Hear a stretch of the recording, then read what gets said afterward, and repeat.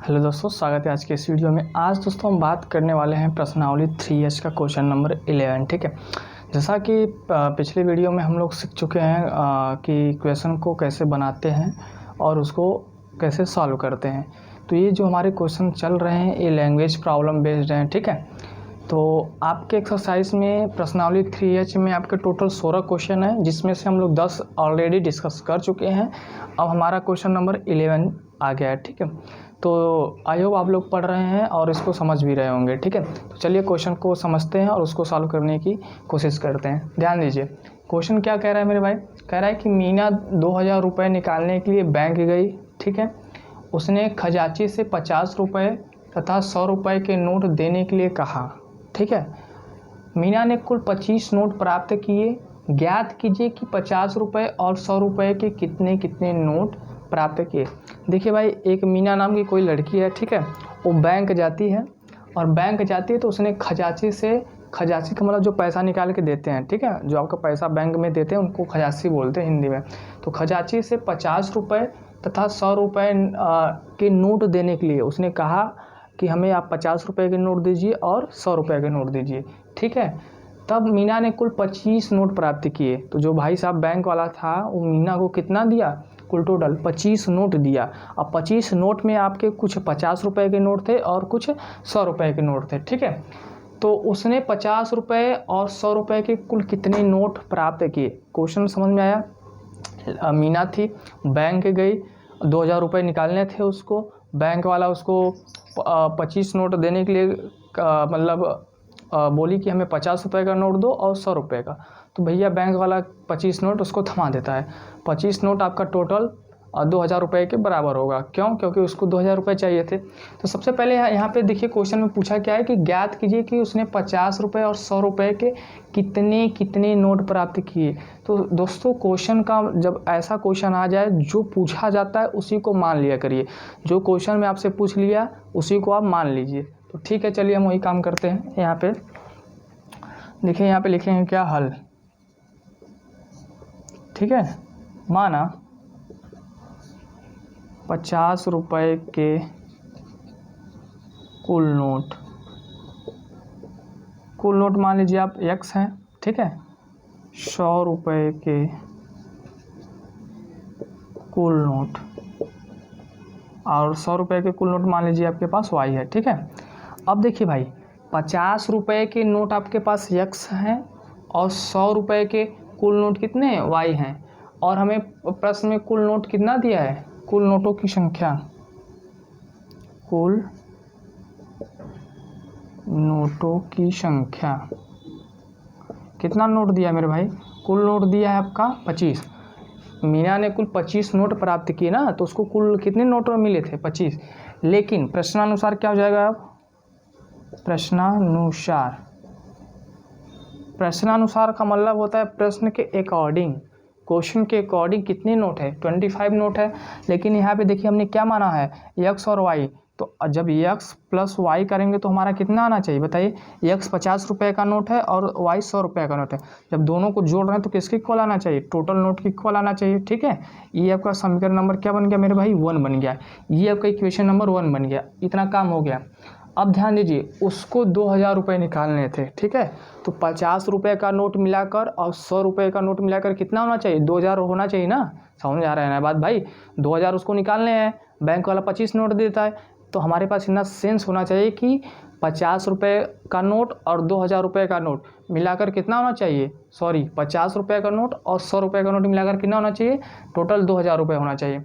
ठीक है, तो अब देखिए, अब 50 रुपये का एक नोट कितना है, x मान लिया आपने। तो ऐसे ही 50 का कितना हो जाएगा, 50x हो जाएगा, 50x प्लस इसी प्रकार 100 वाला कितना हो जाएगा भैया, 100y।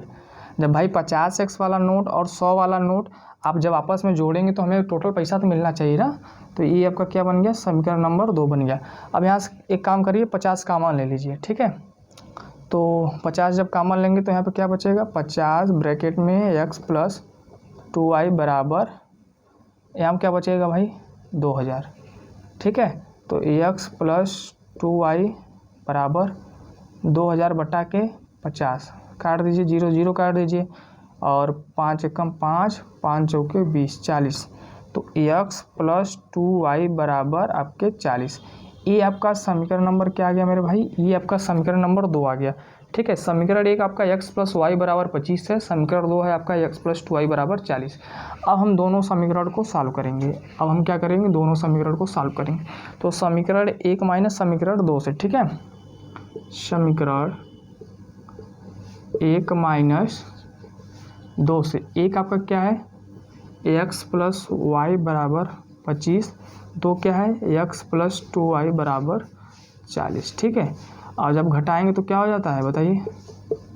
घटाने पर घटाएंगे तो ये माइनस, ये माइनस, ये माइनस, ये कैंसिल हो जाएगा x वाला टर्म, 2y में से y जाएगा, -y बचेगा, बराबर 40 में से 25 घटा दीजिए, कितना आएगा? 15, माइनस से माइनस कैंसिल, तो y का मान कितना आ गया मेरे भाई? y का मान आपका आ गया 15। आप यहाँ से y का मान कितना निकाल लिए हैं? 15 निकाल लिए हैं। अब y का मान समीकरण 1 में रख देंगे। ठीक है, यहाँ पे लिखिए y का मान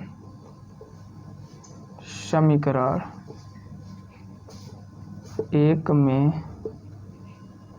रखने पर, ठीक है, तो समीकरण 1 में रख दीजिए। y का मान यहाँ पे x + y कितना है आपका? 15 बराबर 25। ठीक है, अब 15 देखिए इस साइड प्लस है, बराबर की उस साइड जाएगा माइनस हो जाएगा, तो x बराबर 25 माइनस 15, 25 में से 15 घटा दीजिए, कितना बचेगा? 10। तो मेरे भाई आपके पास ये 10 हो गए। ठीक है, ध्यान दीजिए, आपने x क्या माना था? 50 रुपये का कुल नोट माना था, y आपने क्या माना था? 100 रुपये का कुल नोट। तो दोस्तों 50 रुपये का नोट आपके पास 10 होंगे और 100 रुपये का नोट आपके पास कितने होंगे? टोटल 15 होंगे। तो इसका फाइनल आंसर कैसे लिखेंगे? यहाँ पे देखिए, अतः 50 रुपये के कुल नोट 10 तथा 100 रुपये के कुल नोट 15 है। ठीक है, ठीक है मेरे भाई, क्वेश्चन में देखिए यही कहा था कि 50 रुपये और 100 रुपये के कुल कितने नोट प्राप्त किए हैं? तो 50 रुपये के 10 नोट प्राप्त किए हैं और 100 रुपये के कुल 15 नोट प्राप्त किए हैं। तो क्वेश्चन का मतलब यही था मेरे भाई, आपको क्वेश्चन समझ में आ गया होगा। ठीक है, ये आपके एनसीईआरटी का था। ठीक, तो इसको नोट कर लीजिए। हम क्वेश्चन नंबर 12 डिस्कस करने वाले। ठीक है, चलिए दोस्तों क्वेश्चन नंबर 12 देखते हैं क्या कह रहा है। देखिए भैया, ये क्वेश्चन नंबर 12 है जो कि बहुत बड़ा है। ठीक है, तो घबराना नहीं है, बस इसको समझना है कि क्या दिया है और क्या पूछ रहा है। तो क्या कह रहा है? एक छात्रावास के मासिक व्यय का एक भाग नियत है तथा शेष भाग इस बात पर निर्भर करता है कि छात्र ने कितने दिन भोजन लिया। ठीक है, एक देखिए कोई हॉस्टल है और उसका रूल ये है कि जो मंथली उसका खर्च है उसका एक पार्ट नियत है। ठीक है, मतलब आप 20 दिन खा रहे हैं तो उसका 20 दिन खाने का खर्चा 100 रुपये है, लेकिन जब उसके आगे जाएंगे तो उसका अलग अलग देना पड़ेगा। ठीक है, ये वही है हाल टैक्सी वाला जो आप क्वेश्चन एक बार किए थे, तो उसी के जैसा है। ठीक है, तो फिर आगे क्या कह रहा है कि जब एक विद्यार्थी ए, कोई आपका स्टूडेंट है ए, जो 20 दिन भोजन करता है, मतलब 20 दिन भोजन करता है, तो उसे 1000 रुपये देने पड़ रहे हैं। ठीक है, अगले 20 दिन जब वो खाना खा रहा है तो उसको 1000 देने पड़ रहे हैं, छात्रावास के व्यय के लिए अदा करने पड़ते हैं। ठीक है, जबकि एक विद्यार्थी जो 26 दिन भोजन करता है उसे 1180 रुपये देने पड़ते हैं। तो पूछ रहा है कि नियत व्यय कितना है आपका और प्रतिदिन के भोजन का मूल्य ज्ञात कीजिए। ठीक है, तो क्वेश्चन में आपसे नियत पूछा है कि आपका फिक्स हॉस्टल चार्ज कितना है और उसके बाद अगर आप खा रहे हैं तो उसका चार्ज कितना है। तो सबसे पहले हम एक काम करते हैं, जो क्वेश्चन में पूछा जाता है उसी को मान लेते हैं। ठीक है, तो चलिए वही काम करते हैं। क्या पूछा गया है मेरे भाई? नियत व्यय और प्रतिदिन का व्यय। तो सबसे पहले लिखिए यहाँ पे हल, माना नियत व्यय आपका कितना है? x रुपया है और प्रतिदिन का व्यय आपका कितना है? प्रतिदिन का व्यय आप मान लीजिए आपका क्या है? y रुपया। ठीक है, प्रतिदिन का व्यय आपका y है और नियत आपका x है। अब देखिए मेरे भाई, अब समझिए प्रथम शर्त से, ठीक है, प्रथम शर्त से क्या है मेरे भाई, कह रहा है कि जब एक विद्यार्थी A को जो 20 दिन भोजन करता है, ठीक है, वो 20 दिन भोजन करता है, मतलब एक दिन भोजन कर रहा है तो किसको, उसका कितना पैसा है, y रुपया है। 20 दिन करेगा तो क्या हो जाएगा, 20y हो जाएगा। तो नियत व्यय प्लस 20 दिन का व्यय जोड़कर कितना खर्चा आ रहा है, 1000 आ रहा है। उसका कितना खर्चा आ रहा है, 1000। तो यहाँ पे मैं क्या लिखूँगा, नियत कितना है, x है, एक दिन का खर्चा y है, तो 20 दिन का कितना हो जाएगा मेरे भाई, 20y हो जाएगा। तो ये जो ए स्टूडेंट है वो कितना पैसा पे कर रहा है, 1000, ठीक है, कितना पैसा पे कर रहा है, 1000। तो ये आपका समीकरण नंबर 1 बन गया। आप यहाँ पे लिख लीजिएगा कि ए द्वारा किया गया भोजन या दिया गया पैसा, ठीक है, ऐसा लिख लेंगे तो पता चलेगा ना ये ए स्टूडेंट का आपका पूरा खर्चा है, पूरा पैसा पे किया है। अब द्वितीय शर्त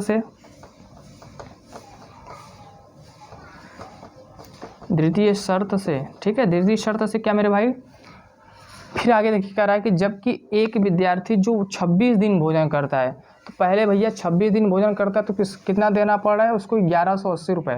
तो पहले तो हम लिखेंगे नियत खर्चा कितना है, x है, एक दिन का खर्चा y है, तो 26 दिन का कितना हो जाएगा, 26y हो जाएगा, ठीक है, बराबर कितना पैसा, 1180, बराबर कितना पैसा, 1180। ये आपका समीकरण नंबर 2 बन गया, ये आपका समीकरण नंबर 2 बन गया, ठीक है।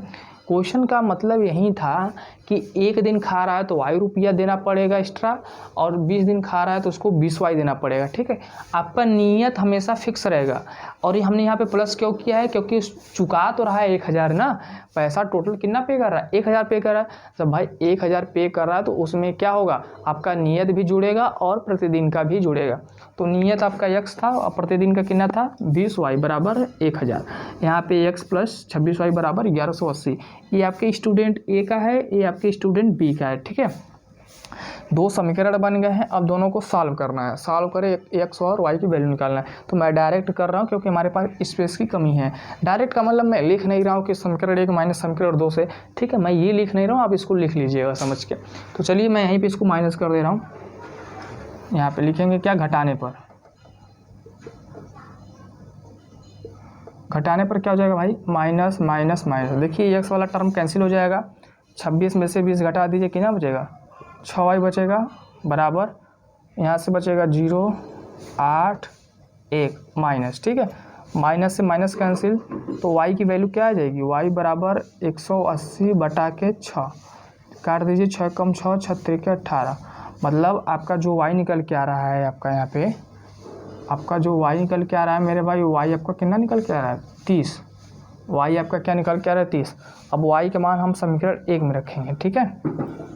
यहाँ पे देखिए y का मान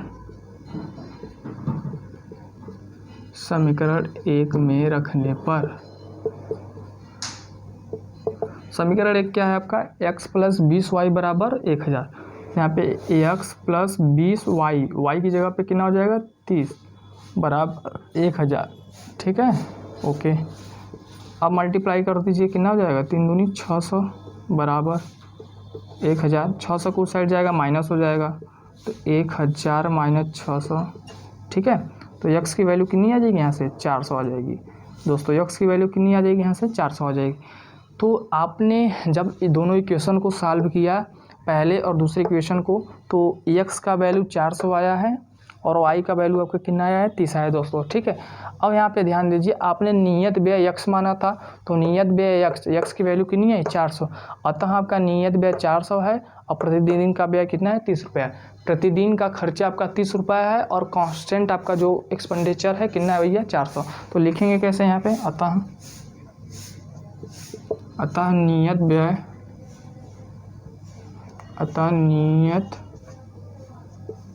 व्यय 400 तथा प्रतिदिन का व्यय 30 रुपये है, ठीक है मेरे भाई। प्रतिदिन का व्यय आपका 30 रुपये है और नियत व्यय आपका 400 है। तो क्वेश्चन का मतलब समझ में आ गया आप लोगों को। एक बार वीडियो को पॉज करके इसको नोट कर लीजिए और फिर से जहाँ नहीं समझ आए उसको देख लीजिए, ठीक है। ये आपका क्वेश्चन नंबर 12 था। अब हम क्वेश्चन नंबर 13 डिस्कस करने वाले हैं, ठीक है दोस्तों, इसको नोट कर लीजिए। दोस्तों क्वेश्चन नंबर 13 देखिए क्या कह रहा है। कह रहा है कि यश ने एक टेस्ट में 40 अंक अर्जित किए जब उसे प्रत्येक सही उत्तर पर 3 अंक मिले तथा अशुद्ध उत्तर पर 1 अंक की कटौती की गई। दोस्तों ठीक है, यश नाम का कोई लड़का है, वो टेस्ट देने जाता है तो उससे पहले कंडीशन में 40 नंबर मिलते हैं, ठीक है। अर्जित करना मतलब 40 अंक प्राप्त करना। तो कोई टेस्ट हो रहा है उसमें उससे 40 नंबर मिल रहा है, जब उससे प्रत्येक सही उत्तर पर 3, मतलब वो यह क्वेश्चन अगर सही कर दे रहा है, वह एक क्वेश्चन अगर सही कर दे रहा है तो उसे 3 नंबर मिलते हैं। लेकिन वही माइनस मार्किंग कितना है भैया, 1 नंबर की है, ठीक है। माइनस मार्किंग कितना है, 1 नंबर की है, ठीक।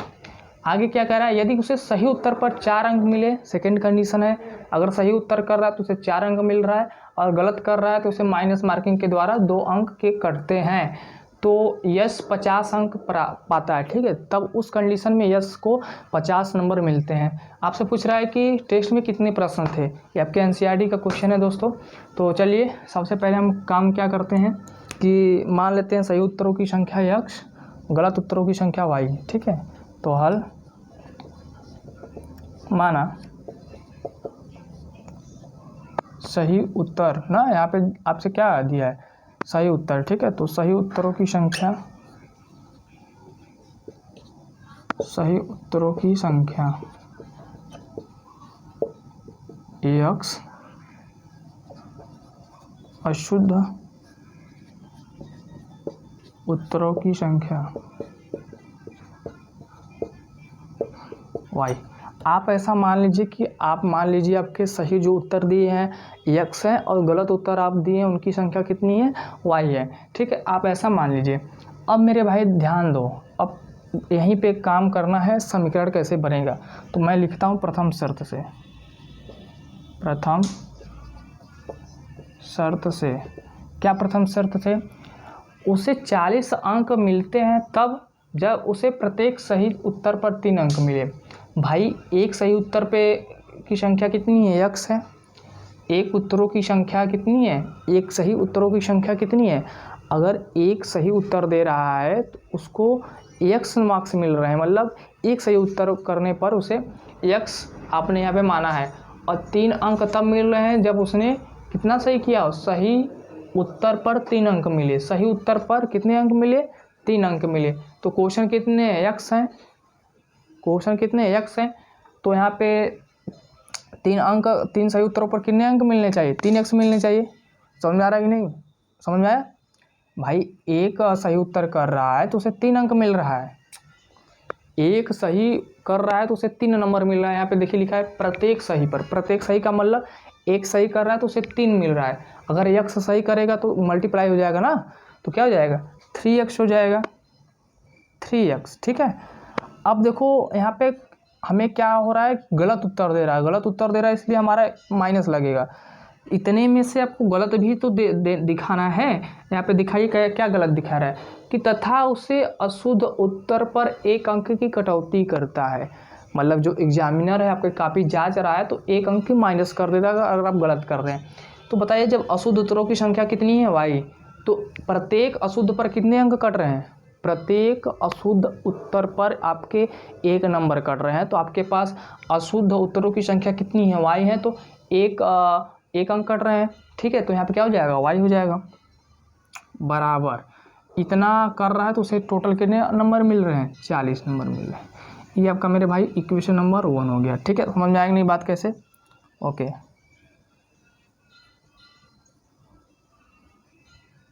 द्वितीय शर्त से, ठीक है।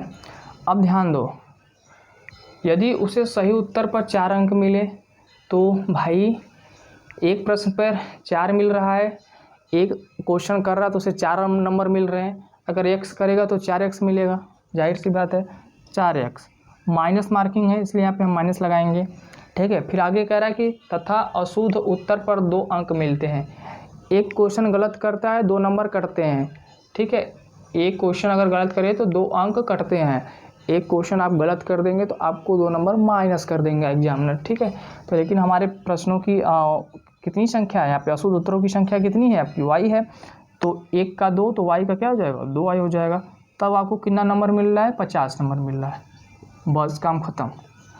देखिए सारा खेल इसका और इसका था। अगर आप ये समझ गए तो आपका इक्वेशन बन गया। इक्वेशन बन गया तो सॉल्व करना तो आसान चीज़ है। तो सबसे पहले ध्यान दीजिए कि हमें इक्वेशन बनाना कैसे है। यहाँ पे माइनस इसलिए लगाए हैं क्योंकि यहाँ पे हमारा अंक कट रहे हैं ना। सही में से भाई माइनस करेंगे तभी तो आपको टोटल मिलेगा। सही वाला आपका ये है, एक्स वाला सही है, आपने यहाँ माना है ना सही उत्तरों की संख्या है एक्स, और ये क्या है, वाई आपका अशुद्ध उत्तरों की संख्या है, इसलिए हम यहाँ पे माइनस कर रहे हैं। तब हमें 40 नंबर पहले कंडीशन में मिल रहा है, दूसरे कंडीशन में 50 नंबर मिल रहा है। तो समीकरण बन गया है मेरे भाई, आपको समझ में आ गया। अब हम क्या करेंगे, समीकरण 1 में 2 से गुणा कर देंगे। यहाँ पे लिखिए समीकरण 1 में 2 से गुणा करने पर क्या है, 2 से गुणा करने पर समीकरण 1 आपका ये है, तो 2 से गुणा करेंगे तो 3 दूनी 6x माइनस 2y बराबर 80 हो जाएगा कि नहीं। ठीक है, समीकरण नंबर 3। अब 3 में से 2 को माइनस कर दीजिए, तो यहाँ पे 2 क्या है आपका 4x माइनस 2y बराबर 50। जब माइनस करेंगे तो भाई यहाँ पे लिखिए घटाने पर माइनस प्लस माइनस, देखिए कैंसिल हो जाएगा, 6 में से 4 चला जाएगा, 2x बराबर यहाँ पे कितना बचेगा, 30 बचेगा। ठीक है, 30 बचेगा। और जब यहाँ से x की वैल्यू निकालेंगे तो यहाँ पे देखिए मैं निकाल दे रहा हूँ, x की वैल्यू जब निकालेंगे तो कितना जाएगा 15। आपका x का मान कितना है 15। अब x का मान समीकरण हम 1 में रखना चाहेंगे। ठीक है, तो आप लिखिए x का मान समीकरण 1 में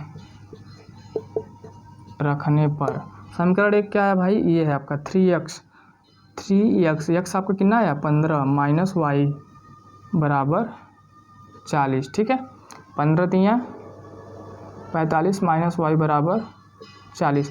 देखिए 45 आपका प्लस है, इस साइड आएगा माइनस हो जाएगा, तो माइनस वाई बराबर 40 माइनस 45। ठीक है, 45 से 40 घटाएंगे तो कितना आ जाएगा -5। ये माइनस कैंसिल हो जाएगा, तो वाई की वैल्यू क्या आ गई 5। दोस्तों आप यहाँ से x निकाल लिया और आपने यहाँ से y निकाल लिया। आपने x क्या माना था, आपने x माना था सही उत्तरों की संख्या, y क्या माना था गलत उत्तरों की संख्या। तो यहाँ पे टेस्ट में कुल प्रश्न क्या हो जाएंगे, अतः टेस्ट में कुल प्रश्न क्या हो जाएगा भाई, x प्लस वाई ना।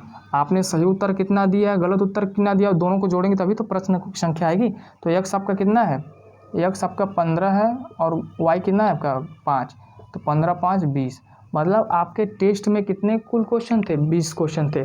आपके टेस्ट में कितने क्वेश्चन थे, 20 क्वेश्चन थे, जिनमें से आपका सही क्वेश्चन कितना था 15 सही उत्तर दिए हैं और 5 आपने गलत उत्तर दिए। तो भाई एक क्वेश्चन है, क्वेश्चन को समझिए कह क्या रहा है, उसके बाद आप इसको सॉल्व करिए, आपके एनसीईआरटी में भी है। ठीक है, तो चलिए क्वेश्चन नंबर 14 हम डिस्कस करते हैं, इसको आप नोट कर लीजिए। चलिए दोस्तों क्वेश्चन नंबर 14 को डिस्कस करते हैं। देखिए क्या है ये क्वेश्चन, थोड़ा सा क्वेश्चन समझने के लिए है, आपको समझ जाएंगे तो आप कर लेंगे। देखिए ऐसे प्रश्नों में हमको इक्वेशन बनाना रहता है, बाकी इक्वेशन जहाँ बनेगा आपका आंसर आपके हाथ में रहेगा। ठीक है, तो क्वेश्चन को रीड करते हैं और समझने का प्रयास करते हैं। देखिए क्या लिखा है, एक राजमार्ग पर 2 स्थान A और B 100 किमी की दूरी पर है। ठीक है, राज का मतलब कोई हाईवे है, राजमार्ग का मतलब जैसे मान लीजिए आपके ये राजमार्ग है ये। ठीक है, आपका यहाँ पे पॉइंट A है और यहाँ पे B है। ठीक है, 2 स्थान A और B है। ठीक है, और इनके बीच का जो डिस्टेंस कितना है मेरे भाई 100 किमी। डिस्टेंस कितना है इनके बीच का 100 किमी है। इनके बीच का जो डिस्टेंस है वो 100 किमी है। फिर आगे क्या कर रहा है कि एक कार A से तथा दूसरी कार B से एक ही समय चलना प्रारंभ करती है। ठीक है, यहाँ पे मान लीजिए कोई कार है आपका, यहाँ पे कोई कार है चलना प्रारंभ करता है, यहाँ पे भी कोई कार है ऐसे चलना प्रारंभ करती है, इधर ही एक ही समय में चलना प्रारंभ करती है। ठीक है, यदि ये कारें भिन्न भिन्न चालों से एक ही दिशा में, भिन्न भिन्न का मतलब समझ रहे हैं, पहले कार की स्पीड कुछ और रहे, दूसरी कार की स्पीड कुछ और रहे, एक ही दिशा में मतलब ए जो है बी की साइड जा रहा है और बी जो है ए की साइड जा रहा है। ठीक है, तो वे 5 घंटे बाद मिलती है। तो वो कहीं मान लीजिए यहाँ पे वो 5 मिल रही है 5 आवर्स बाद, ठीक है, 5 आवर्स बाद मिल रही है। दोनों कारों की चाल ज्ञात करिए। दोनों कारों की क्या ज्ञात करिए भैया? चाल ज्ञात करिए, स्पीड बताइए। दोस्तों आप एक चीज़ ध्यान रखिए, हमसे स्पीड पूछा है, हमसे क्या पूछा है? स्पीड। तो हम क्या जानते हैं? चाल बराबर क्या होता है? चाल बराबर होता है दूरी बटा समय। ये तो सभी लोग जानते होंगे, चाल बराबर दूरी बटा समय, ठीक है। तो सबसे पहले हम मान लेते हैं कि आपका जो एक कार है उसकी जो चाल है x किमी प्रति घंटा है। कैसे? यहाँ पे ध्यान दीजिए, हल माना कार ए की चाल बराबर x किमी प्रति घंटा, कार बी की चाल बराबर y किमी प्रति घंटा, ठीक है। आप ऐसा मान लेंगे, ठीक है।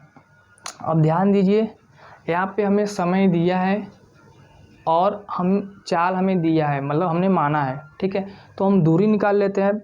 तो कार ए द्वारा चली गई दूरी, कार ए द्वारा चली गई दूरी, भैया दूरी क्या हो जाएगा? समय गुणे चाल। समय आपका कितना है? 5 घंटा। चाल कितना है? 5x, ठीक है। ये आपका किमी हो जाएगा। यहाँ पे मैं किलोमीटर लिख दिया हूँ। इसी प्रकार कार बी द्वारा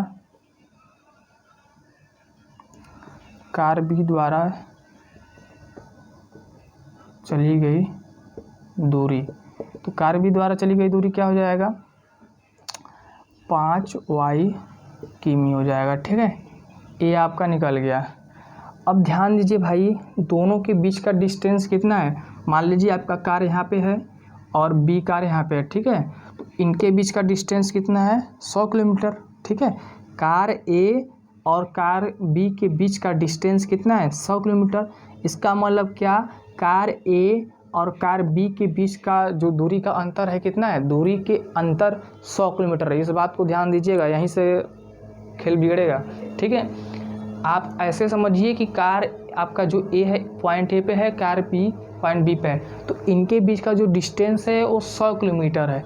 इसका यह मतलब हुआ कार ए और कार बी के बीच का जो अंतर है, दूरी के बीच का अंतर है, वो कितना है? 100 किलोमीटर है। कितना है भैया? 100 किलोमीटर। तो प्रथम शर्त से क्या लिखेंगे यहाँ पे?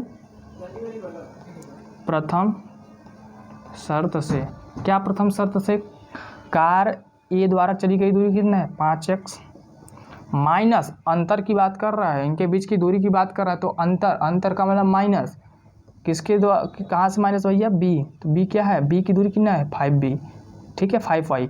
और इनके बीच का जो दूरी कितना हमें दिया है? 100 किलोमीटर। अब यहाँ से इसको सॉल्व करिए, मतलब 5 से डिवाइड कर दीजिए, तो x माइनस वाई बराबर 20। ये आपका समीकरण नंबर 1 बन गया। ये आपका क्या बन गया? समीकरण नंबर 1 बन गया। आगे कह रहा है कि यदि विपरीत दिशा में चलती हैं तो 1 घंटे बाद मिलते हैं दोस्तों, ठीक है। ये आपके क्वेश्चन में नहीं था, अब बुक देखेंगे तो बुक में नहीं है। अब यहाँ से समझिए कि जो विपरीत साइड में चलेंगे, विपरीत डायरेक्शन में, मतलब कार ए इस साइड जा रहा है और बी भी आपका उस साइड जा रहा है, ठीक है, विपरीत।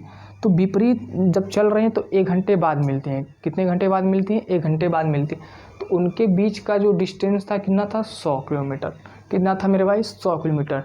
तो हम क्या करेंगे, इसका जो चाल है और प्लस बी का जो चाल है जोड़ेंगे, तभी तुम्हारा 100 किलोमीटर पहुँचेगा, तभी तुम्हारे 100 किलोमीटर के एबव जाएगा, उसके नज़दीक जाएगा। तो यहाँ से दूसरा इक्वेशन क्या बनेगा? द्वितीय शर्त से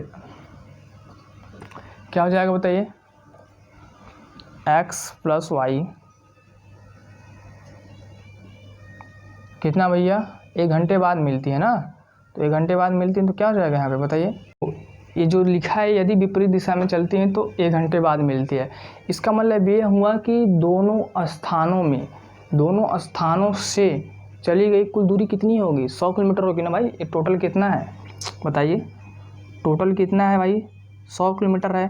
तो दोनों स्थानों से जब चलेंगे ये लोग तो 100 किलोमीटर ही रहेगा ना, इसलिए यहाँ पे x प्लस वाई बराबर क्या हो जाएगा, 100 हो जाएगा। x प्लस वाई बराबर 100 हो जाएगा। ठीक है, ये आपका समीकरण नंबर मेरे भाई 2 बन गया। ये आपका समीकरण क्या बन गया, 2। अब इसी दोनों समीकरण को सॉल्व करिए, दोनों को हम जोड़ दे रहे हैं तो ये कैंसिल हो जाएगा। ये आपका 2x बराबर 120 हो जाएगा। ठीक है, यहाँ से x की वैल्यू निकालेंगे तो 60 आ जाएगा। x आपका कितना आ गया, 60 आ गया। अब हम क्या करेंगे भाई, x का मान रख देंगे समीकरण किस में रखें, 1 में, तो रखें यहाँ पे लिखेंगे x का मान 1 में रखने पर 1 क्या है आपका, x माइनस वाई बराबर 20। x की वैल्यू कितनी है, 60 माइनस वाई बराबर 20। 60 प्लस से उस साइड जाएगा माइनस हो जाएगा, तो 20 माइनस 60। ठीक है, तो y की वैल्यू क्या आ जाएगी यहाँ से, -40। वाई माइनस माइनस कट के y बराबर कितना आ गया, 40 आ गया। y बराबर कितना आ गया, 40। ठीक है दोस्तों, ये आपने y का मान निकाल लिया। अब हमें स्टार्टिंग में क्या किया था, अब हमने स्टार्टिंग में यह किया था कि कार ए की जो चाल है x माना था और कार बी की चाल आपने क्या माना था, y। तो x का मान 60 आ गया और y का मान 40 आ गया। अतः कार ए की चाल 60 किमी प्रति घंटा, 60 किमी प्रति घंटा, तथा कार बी की चाल कितना हो जाएगी भाई, 40 किमी प्रति घंटा है। ठीक है मेरे भाई, क्वेश्चन थोड़ा सा लेंदी था, समझने लायक था। आपका ये फाइनल आंसर है, आप इसको समझकर नोट कर लीजिएगा। अगर नहीं समझ में आ रहा है तो वीडियो को पॉज करके फिर से वीडियो देख लीजिएगा। ठीक है, चलिए क्वेश्चन नंबर अब 15 डिस्कस करते हैं। ठीक, चलिए भाई क्वेश्चन नंबर 15 देखिए, ज़बरदस्त क्वेश्चन है। क्वेश्चन ये आपका हाई लेवल का है, मतलब थोड़ा समझेंगे तो कर लेंगे। हाई लेवल का मतलब कॉन्सेप्चुअल है, समझने के लिए। देखिए, कह रहा है कि 2 महिलाएं एवं 5 पुरुष एक कसीदे के काम को साथ साथ 4 दिन में पूरा कर सकते हैं, जबकि 3 महिलाएं एवं 6 पुरुष इसको 3 दिन में पूरा कर सकते हैं। ज्ञात कीजिए कि इसी कार्य को करने में एक अकेली महिला कितना समय लेगी, पुनः इसी कार्य को करने में एक पुरुष अकेला कितना टाइम लेगा। मेरे भाई, तो जब देखो साथ साथ काम कर रहे हैं तो कुछ प्रभाव पड़ेगा, काम जल्दी ख़त्म होगा, लेकिन अकेले जब काम करेंगे तो भाई जाहिर सी बात है समय ज़्यादा लगेगा, दिन बढ़ जाएंगे। तो सबसे पहले हम कुछ काम करते हैं, इसमें काम करने मतलब जो पूछा जाता है उसको मान लेते हैं। ठीक है, तो चलिए देखिए क्या मानते हैं, कैसे होगा ये हल। माना एक महिला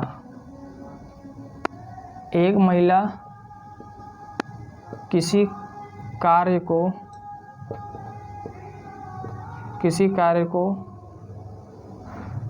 x दिन में पूरा करेगी। किसी कार्य को पूरा करने में लगा समय, एक महिला को, यहाँ पे देखिए को लिख लीजिए। ठीक है, एक महिला को किसी कार्य को पूरा करने में लगा समय, पूरा करने में लगा समय।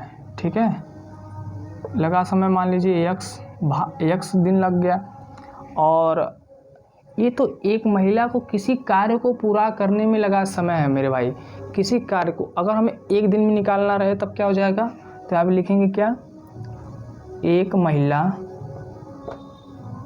को एक दिन में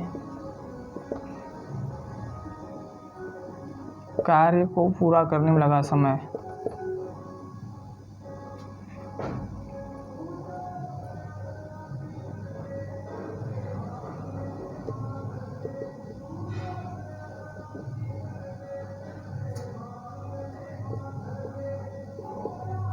ठीक है, 1/x हो जाए। ठीक है मेरे भाई, ये आपने मान लिया मेरे भाई। अब या तो इसको ऐसे मान लीजिए, या तो ये लिख लीजिए कि एक महिला एक दिन में कितना कार्य करेगी। तो आप ऐसे लिख लीजिए इसको, एक महिला एक दिन में कार्य करेगी। कितना करेंगी भाई, एक महिला एक दिन में कितना कार्य करेगी।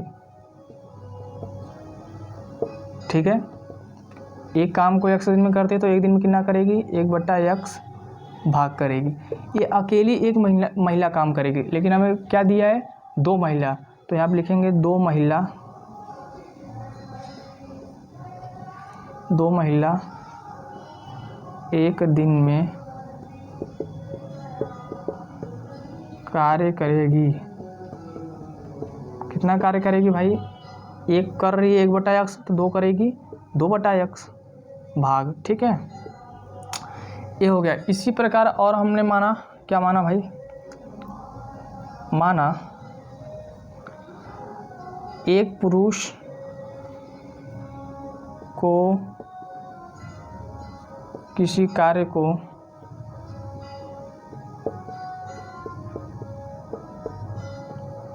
पूरा करने में लगा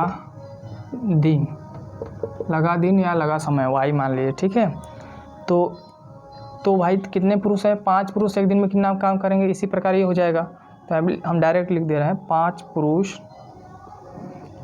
एक दिन में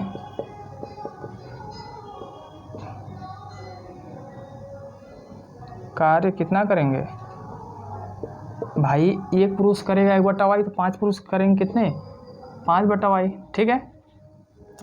ये तो आपका निकल के आया, लेकिन आगे देखिए क्या कर रहा है, 2 महिलाएं और 5 पुरुष एक कसीदे के काम को कितने दिन में पूरा करते हैं, 4 दिन में पूरा करते हैं। तो मेरे भाई ये आपने 1 दिन का निकाला है, ठीक है, 1 दिन का भाग निकाला है, हाँ, 1 दिन में इतना भाग कर रहे हैं, तो समय भी इसका हाफ मतलब 1/4 हो जाएगा, ठीक है, इसका उल्टा हो जाएगा। तो केस नंबर वन से क्या, पूरा टोटल कितने दिन में काम होगा, टोटल पूरा कितने दिन में काम होगा बताइए, 2/x प्लस 5/y बराबर 1/4। ये दोस्तों हमने क्यों किया है, क्योंकि हमें 1 दिन का निकालना है, क्योंकि हमें किसका निकालना है, 1 दिन का। तो ये आपका समीकरण क्या बन गया, ये बन गया, ये आपका इक्वेशन नंबर 1 बन गया। इसी प्रकार इक्वेशन 2 अगर आपको करना है, इक्वेशन 2 कैसे बनेगा, ज्ञात कीजिए कि उसी कार्य को करने में, यहाँ पे 1 मिनट, यहाँ देखिए, जबकि 3 महिलाएं, आपने 2 महिलाओं का 1 दिन में काम निकाला, तो 2/x, 3 महिलाओं का निकालेंगे 3/x हो जाएगा, 6 पुरुष का निकालेंगे 6/y हो जाएगा। 1 दिन का निकाल ले रहे हैं, इसलिए 1/3 हो जाएगा, यहाँ पे 1/3 हो जाएगा, ठीक है। तो केस नंबर सेकेंड से क्या हो जाएगा, 3/x प्लस 6/y बराबर 1/3। ये आपका समीकरण नंबर 2 बन गया, ये आपका समीकरण नंबर क्या बन गया, 2 बन गया, ठीक है दोस्तों। अब हम क्वेश्चन को करते हैं अरेंज। आप यहाँ पे समझ गए होंगे, तो मैं क्वेश्चन को थोड़ा सा हटा रहा हूँ।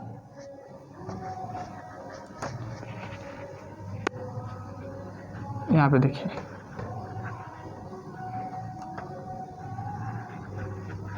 सारा क्वेश्चन हमने अरेंज कर दिया। अब समझिए, अब दोनों इक्वेशन को सॉल्व करना है, ठीक है। यहाँ पे मैं और थोड़ा सा आपको बता दे रहा हूँ। देखिए इक्वेशन 1 में आप 3 से गुणा कर दीजिए, इक्वेशन 1 में 3 से गुणा, माइनस इक्वेशन 2 में 2 से गुणा, ठीक है। 1 में जब आप 3 से गुणा करेंगे तो 3 दूनी 6/x हो जाएगा, प्लस 5 3 15y हो जाएगा, बराबर 3/4 हो जाएगा। जब 2 से गुणा करेंगे 6/x प्लस 6 दूनी 12/y बराबर 2/3, ठीक है, ये आपका हो गया। यहाँ माइनस करना है, तो ये माइनस ये देखिए कट जाएगा, ठीक है। 15 में से 12 घटाएंगे कितना बचेगा, 3y बचेगा, बराबर 3/4 माइनस 2/3, ठीक है, माइनस 2/3। तो यहाँ पे कितना आ जाएगा बताइए, 3 त्रिका 9, 4 दूनी 8, 4 तिया 12 बराबर 1/12 आ जाएगा ना। एलसीएम ले लेंगे तो 1/12, 12 यहाँ चला जाएगा, y यहाँ चला जाएगा, तो y बराबर क्या आ जाएगा 36। y का मान आपने कितना निकाल लिया मेरे भाई, 36। अब y का मान समीकरण 1 में रखेंगे, y का मान समीकरण 1 में रखने पर, समीकरण 1 क्या है आपका, ये 2/x plus 5/y, 5/y, y कितना है 36 बराबर 1/4, ठीक है। देखिए 2/x, ये 5/36 प्लस है, उस साइड जाएगा, क्या हो जाएगा, माइनस हो जाएगा, ठीक, क्या हो जाएगा, माइनस हो जाएगा। अब हमें क्या सॉल्व करना है, इसको सॉल्व करना है। तो 2/x 36 5 चौके 20 और 6 चौके 24, 4 तिया 12, 12 2 कितना हो जाएगा 14 हो जाएगा। आप एलसीएम लेके भी कर सकते हैं, ठीक है। 2/x, यहाँ पे मैं इसको ऐसे कर दे रहा हूँ, 2/x 36 में से 20 घटाइए कितना बचेगा, यही बचेगा क्या 144, ठीक है। अब क्या हो जाएगा मेरे भाई, x नीचे यहाँ ऊपर आएगा, 144 ऊपर जाएगा, तो ओवरऑल आपका जब x की वैल्यू निकालेंगे तो 144 इंटू 2/16, ठीक है। 16 9 144, x की वैल्यू क्या आ गई आपकी 18 आ गई, x की वैल्यू आपकी क्या आ गई 18 आ गई, ठीक है। आपने y निकाला 36 आया और x निकाला 18 आया, मेरे भाई समझ में आ रहा है ना। अब ध्यान दीजिए, आपने x क्या माना था, आपने x माना था कि एक महिला को किसी कार्य को पूरा करने में लगा समय या दिन।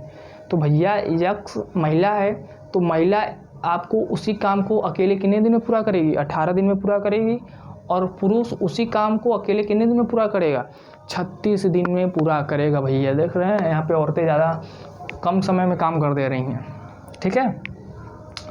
x का मतलब यही है ना, देख लीजिए आप, एक महिला को किसी कार्य को पूरा करने में लगा समय माना था x, तो x आप जो महिला है काम को 18 दिन में कंप्लीट करेगी और पुरुष जो है 36 दिन में कंप्लीट करेगा।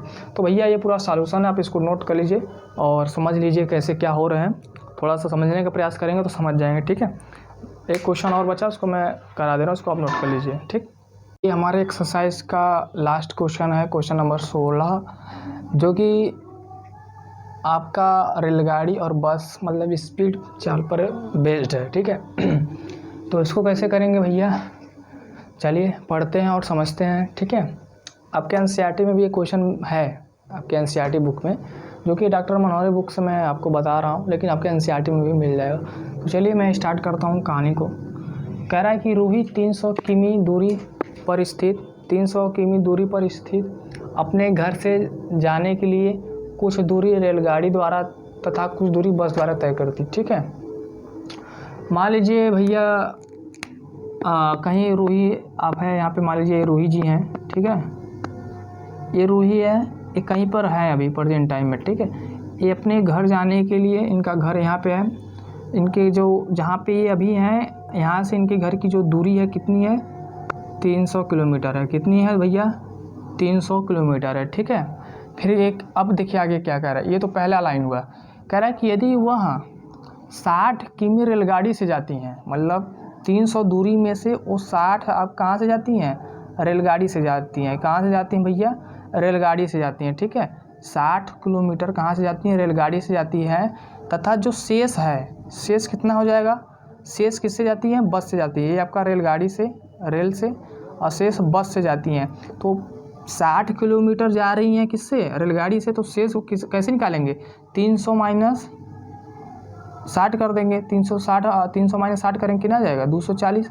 तो 240 किलोमीटर वो कैसे जा रही है, बस से जा रही है, ठीक है। कंडीशन समझ में आया कि नहीं, मैं क्या बताने की कोशिश कर रहा हूँ, ठीक है। मान लीजिए रूही यहाँ पे है और इनका घर यहाँ पे है, और उनके घर की जो दूरी है, डिस्टेंस है कितना है 300 किलोमीटर है। तो पहले जो कुछ दूरी जा रही है रेलगाड़ी से जा रही है, शेष दूरी किससे जा रही है, बस से जा रही है। तो जो रेलगाड़ी से जा रही है 60 किलोमीटर जा रही है भाई, टोटल है 300 और रेलगाड़ी से 60 जा रही हैं, उसके बाद बस से कितना जाएंगे, माइनस करेंगे ना, 240 जाएंगे, 240 किलोमीटर, ठीक है। समझ में आया, ओके। अब देखिए क्या कह रहा है, तय करती हैं तो उसे 4 घंटे लगते हैं भाई। तो पूरे यात्रा को करने में, यहाँ से यहाँ तक जाने में उनको कितना समय लगता है, पूरा यात्रा तय करने में उनको 4 घंटा लगता है। कितना भैया 4 घंटा लगता है, ठीक है। फिर आगे कंडीशन कह रहा है, यदि वहाँ 100 किलोमीटर रेलगाड़ी से, फिर वो कह रही हैं कि मान लीजिए चलिए 100 किलोमीटर आप रेलगाड़ी से जाइए, बाकी जो बच रहा है शेष बस से जाइए। तो बस से कितना जाएंगे बताइए, 200 जाएंगे, 200 किलोमीटर जाएंगे, ठीक है। यही कह रहा है क्वेश्चन में कि रेलगाड़ी से गई 100 किलोमीटर, शेष जो बच रहा है वो बस से जाएंगे। तब उन्हें उस यात्रा को 10 मिनट अधिक समय लग जाते हैं भैया। तब यात्रा को 10 मिनट ज़्यादा लग जाते हैं, पहले 4 घंटा लगता था, अब 10 मिनट ज़्यादा लगेंगे, ठीक है। तो ये आपका क्वेश्चन का मतलब था। अब आपसे पूछ क्या रहा है, रेलगाड़ी और बस की क्रमशः चाल ज्ञात करिए। तो आपसे यह पूछ रहा है कि रेलगाड़ी की चाल क्या होगी और बस की चाल क्या होगी, ठीक है। तो चलिए हम मान लेते हैं भाई, वही काम है, जो पूछा जाता है उसी को हम लोग मानते हैं, ठीक। तो हाल माना रेलगाड़ी की चाल, रेलगाड़ी की चाल क्या हो जाएगी, x किमी प्रति घंटा, x किमी प्रति घंटा। बस की चाल, बस की चाल कितनी हो जाएगी, y किमी प्रति घंटा, ठीक है, y किमी प्रति घंटा हो जाएगी।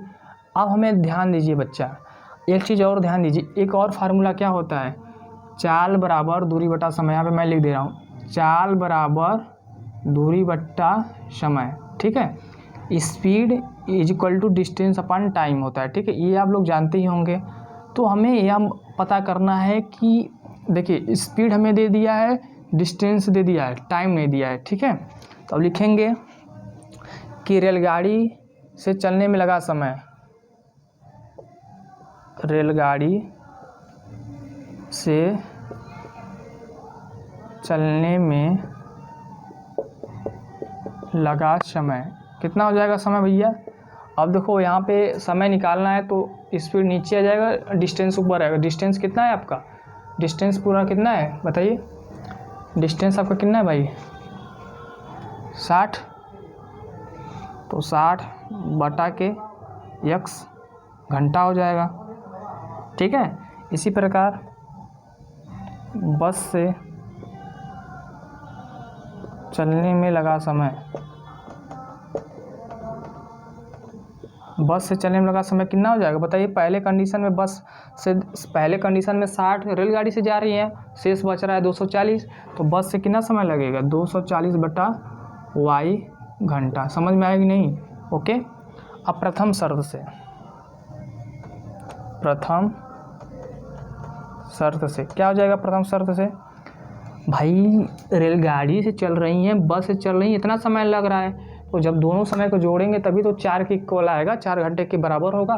क्योंकि यात्रा करती हैं तो उसे 4 घंटे लगते हैं, टोटल यात्रा करने में कितने समय लग रहे हैं, 4 घंटा लग रहा है। पहले कंडीशन में 4 घंटा लग रहा है, इसलिए पहले कंडीशन का समय कितना आ गया, इतना आ गया। अब दोनों को जोड़ दीजिए, 4 घंटे की इक्वल कर दीजिए। तो बस यही काम करते हैं, 60 बटा x प्लस 240 बटा y बराबर 4, ठीक है, यही होगा ना भाई। अब हम एक काम करते हैं, 60 से डिवाइड कर देते हैं, तो यहाँ पे क्या हो जाएगा, 1 बटा x प्लस 4 बटा y, 60 से डिवाइड करेंगे तो यहाँ पे हो जाएगा 4 60 15, 1 बटा 15 हो जाएगा, ठीक है। आप इसको कर लीजिएगा, 1 बटा 15 इक्वेशन नंबर 1, ठीक है। यहाँ पे लिखिएगा 60 से दोनों पक्षों में भाग देने पर, जब भाग देंगे तो बस समझ में आ जाएगा। द्वितीय शर्त से,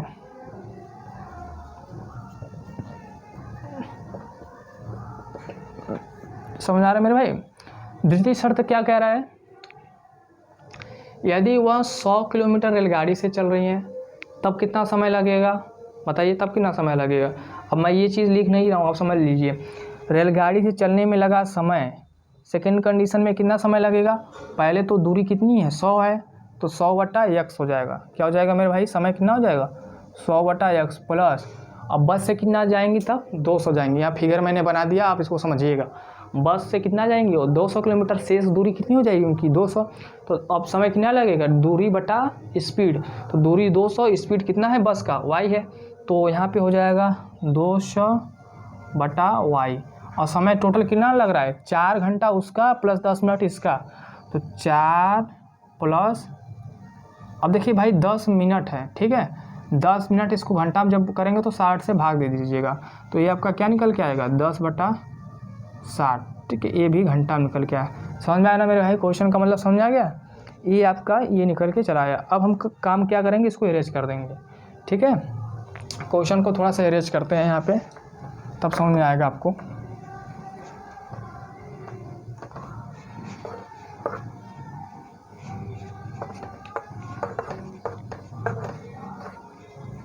ध्यान दीजिए,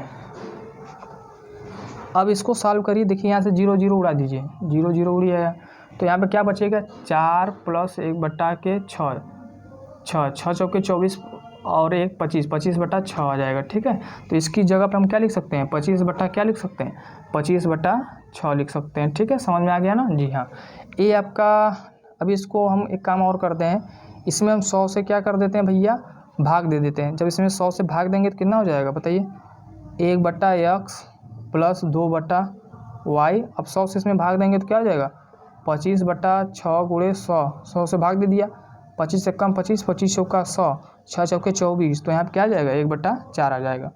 क्या आ जाएगा मेरे भाई 1/4। ये आपका समीकरण बन गया 2। अब समीकरण 1 और समीकरण 2 को क्या करिए घटा दीजिए, तो आप लिखिए क्या समीकरण 1 माइनस समीकरण 2। एक क्या है आपका 1/x प्लस 4/y बराबर 1/15 और 2 क्या है 1/x प्लस 2/y बराबर 1/4। ठीक है, इसको जब माइनस करेंगे तो माइनस माइनस माइनस ये कैंसिल हो जाएगा। अब देखिए 4 में से 2 घटा दीजिए, 2/y 1/15 माइनस 1/4। ठीक है, 4 कम 4 माइनस कितना हो जाएगा 15, 15 चौके कितना हो जाएगा 60 हो जाएगा। समझ में आ रहा है कि नहीं, 15 चौके कितना हो जाएगा 60 हो जाएगा।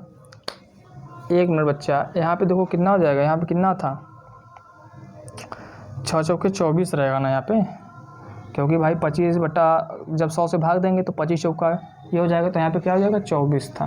ठीक है, तो यहाँ पे क्या हो जाएगा आपका 24 से कम 24, 15 कम 15। अब 24 का गुणा 15 में कर दीजिए, कितना हो जाएगा 5 चौके 20, 5 दूनी 10, 12, 24 से कम 24, 0, 4 2 6, 2 1 3, 360। ठीक है, घटा दीजिए कितना आ जाएगा यहाँ से 9 बटा के कितना जाएगा भैया 140 आ जाएगा। ठीक है, यहीं आ जाएगा क्या भाई, यहाँ पे देखो भाई 5 चौके 20, 5 दूनी 10, 2 12, 24 से कम 24, 0, 4 2 6, 2 1 3 और यहाँ पे 14 में से 5 गया 9। ठीक है, 1/40। ठीक, अब हम एक काम करते हैं, थोड़ा सा इसको इरेज करते हैं। 40 आके 2 से गुणा हो जाएगा, y आके 1 से गुणा हो जाएगा, तो आपका y का मान कितना आएगा, या यहीं पे मैं बता दे रहा हूँ, यहीं पे y का मान कितना आ जाएगा, y आ जाएगा आपका y आपका आ जाएगा 80। कितना आ जाएगा 80। अब y का मान आप रख दीजिए समीकरण 1 में, y का मान 1 में रखने पर एक क्या है आपका मेरे भाई, ये है 1/x प्लस 4/y। y कितना है 80 बराबर 1/15। काट दीजिए कितना जाएगा 20, 1/x प्लस 1/20 बराबर 1/15। 1/20 इस साइड प्लस उस साइड जाएगा, क्या हो जाएगा माइनस हो जाएगा, तो यहाँ पे माइनस 1/20। ठीक है, 1/x बराबर 20 माइनस 15, 15 दूनी 30। अब 20 में से 15 घटाएंगे कितना आ जाएगा, इतना आ जाएगा। ठीक है, काट देंगे कितना आ जाएगा 60 आ जाएगा। अब देखिए 1/x बराबर 1/60। ठीक है, अब हमें क्या काम करना है भाई, 60 का मल्टीप्लाई इसमें जब करेंगे तो x की वैल्यू क्या आ जाएगी 60 आ जाएगी दोस्तों, x की वैल्यू क्या आ जाएगी दोस्तों 60 आ जाएगी। ठीक है, तो आपने यहाँ से x निकाल लिया और आपने यहाँ से y निकाल लिया दोस्तों। अब आपका आंसर आ गया। देखिए आपने x क्या माना था, रेलगाड़ी का चाल माना था, और y आपने क्या माना था, बस का चाल माना था। ठीक है, तो यहाँ पे लिखेंगे क्या, अतः रेलगाड़ी की चाल 60 किलोमीटर प्रति घंटा है और बस की चाल 80 किलोमीटर प्रति घंटा है। ठीक है, आप ऐसे लिख लीजिएगा। और ये पूरा कॉन्सेप्ट था, आई होप आपको समझ में आया होगा कि कैसे क्वेश्चन हो रहा है। ठीक है दोस्तों, बस आपका प्रश्नावली 3H ख़त्म हो गया है। इसमें टोटल 16 क्वेश्चन थे। अब बारी आती है प्रश्नावली 3I की, जिसको हम लोग नेक्स्ट वीडियो में डिस्कस करेंगे। तब तक के लिए आप पढ़ते रहिए और आगे बढ़ते रहिए। ठीक है दोस्तों, थैंक यू।